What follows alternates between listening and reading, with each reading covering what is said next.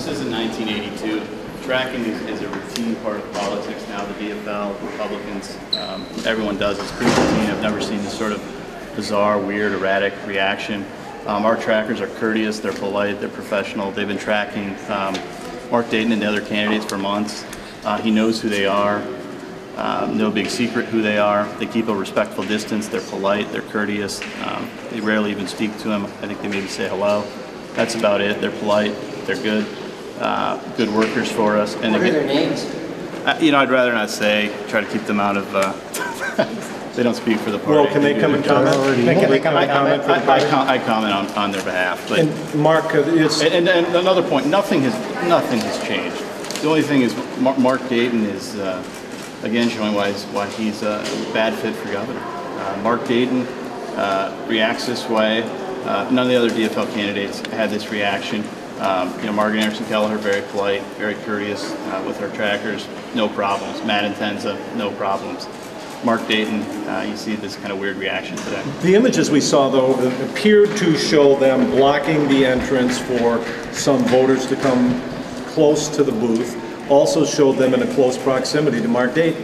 Is that out of bounds? And if there are even rules? I think they do everything in a polite and courteous way, and I disagree with that characterization. I noticed that they were carrying flip cams, which don't allow them to be very far away. Have you thought about giving them better cameras, which would allow a greater distance? We have both flip cams and the other cams. Is someone following Tom Emmer right now? The DFL follows him all the time. I've been on tours with Tom Emmer. The DFL goes to as many stops as they can get to. Absolutely. Terrell Clark, there's people in the DFL track Michelle Bachman, Paulson, Klein. They track Palenti. They track Randy Demmer.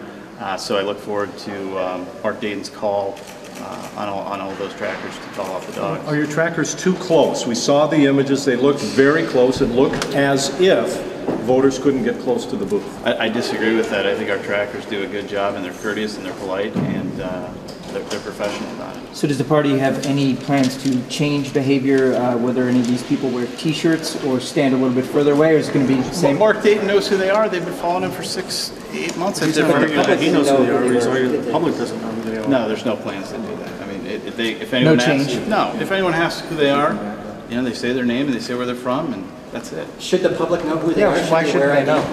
And the public can ask them their names. They usually tell them. You work for the Republican Party, but they don't suppress interviews. Should they Who are they, Mark? They're a couple of great kids out of college. They do a great job for the party, and we're really pleased with the work they're doing. And obviously, I think after Mark Dayton left his dogs out in 90-degree heat and the fallout from that, that's what we're seeing today. This is about Mark Dayton leaving his dogs out in the heat. That's his decision to do that. And we're seeing the fallout from that. Hence, we see the press conference.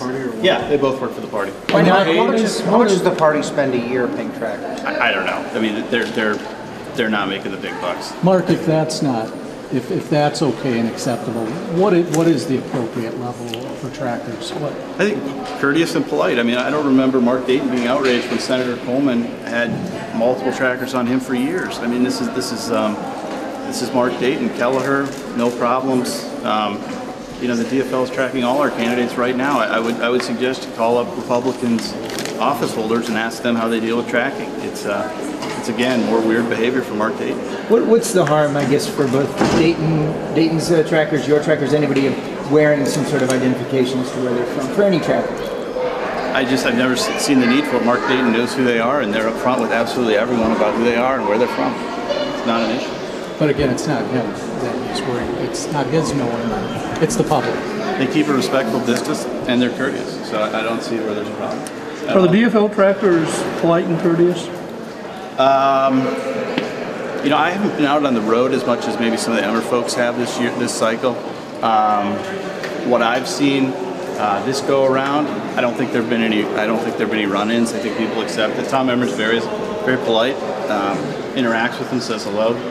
That's how most people roll with it. I mean, it's a staple of modern campaigns. This isn't 1982, guys. In general, should trackers stay ways away from the candidate? Is it okay to put the camera right up to their face? I think they should be polite and be courteous, but do I have a hard set distance? No. They should be polite and courteous, and our trackers absolutely do that. They're professional. And again, this is about Mark Dayton, his weird behavior, leaving his dogs out in the 90-degree heat, doesn't want to He wants to hide from Minnesotans for the next 90 days. He doesn't want scrutiny. And hey, if I give myself an F and Time Magazine said I was one of the worst senators in the country, guess what? I'd want to be talking about something else too. And I shut down my office, I'd want to talk about something else too. But our trackers are great. They do a fantastic job. They're professionals, they're polite.